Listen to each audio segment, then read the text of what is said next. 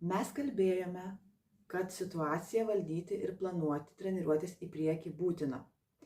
Tačiau kyla klausimų, ką daryti, jeigu vis dėlto man nepavyksta valdyti situacijos. Tarkim, jeigu jūs gyvenate vietose, kuriuose nėra plačių erdvių ir jums reikia iš jūsų namų patekti į kažkokią teritoriją, kurioje galėtumėte daryti treniruotės. Tarkime, gyvenate name ir už vartų iš karto yra kelias, kur žmonės pastoviai vaikšto, kelia triukšmą arba vedžioja šunis ir jūsų šuo dėl to stresuoja. Tai būna, pavyzdžiui, sodų bendrijose, ypač kur daug namų ir jie yra arti vienas kito, keliukai yra siauri, prasilenkti yra sunku.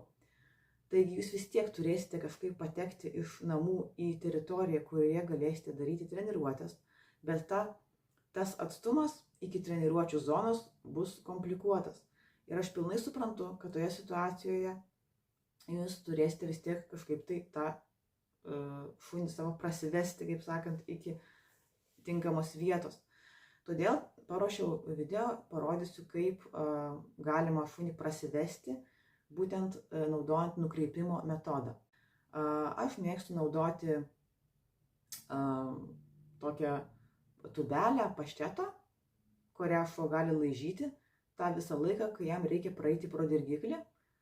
Laižymas šunis ramina, todėl jisai greičiau taps ramesnis, negu jūs duotumėte po vieną skanėstą, po vieną gabaliuką, kuris dar gali ir nukristi ant žemės, ir dar labiau pablaškyti dėmesį. Laižymas yra tokia tęstinė ilgesnė veikla, todėl rekomenduoju pabandyti laižymą. Jeigu neturite tubelės pašteto, galite tiesiog ant medinio šaukšto arba plastmasinio šaukšto užsitepti paštetą. Jeigu šuo ėdresnis, tinka ir riešutų sviestas ar koks nors kitas skystas maistas. Bet aišku, paštetas yra mėsinis produktas, todėl šunim dažniausiai jisai patinka.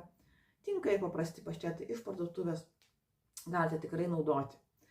Tai kaip tokiu būdu jūs prasilenkite pro dirgiklį, prasivedate šunį, nukreipdami jo dėmesį nuo jo. Nes jums reikia, kad jūsų šuo neiššauktų reaktyvumo, nerodytų reaktyvumo ženklų ir būtų neutralus.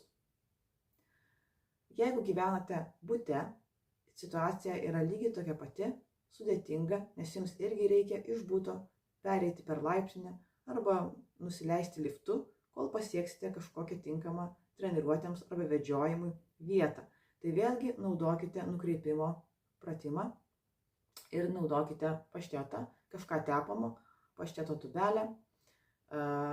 Jeigu vis dėlto neturite, tai tiesiog naudokite šuns skanėstus. Tai tikrai bus geriau, negu nieko nenaudosite ir bandysite šunį laikyti ant įtempto pavadžio, bandyti suvaldyti situaciją ir žiūrėti, kaip jisai reaktyviai reaguoja į dirgiklius. Tokiu būdu praeisite ramiai ir neiššauksite šuns reaktyvumo reakcijos į dirgiklį.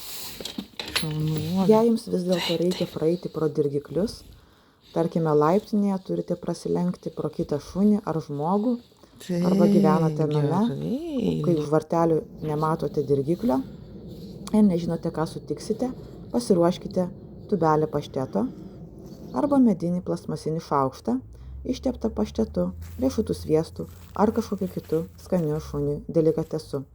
Ir tokiu būdu, kaip video, jūs galėsite praeiti pro dirgiklius, nukreipdami šuns dėmesį nuo dirgiklio, ramiai savo jį kontroliuodami.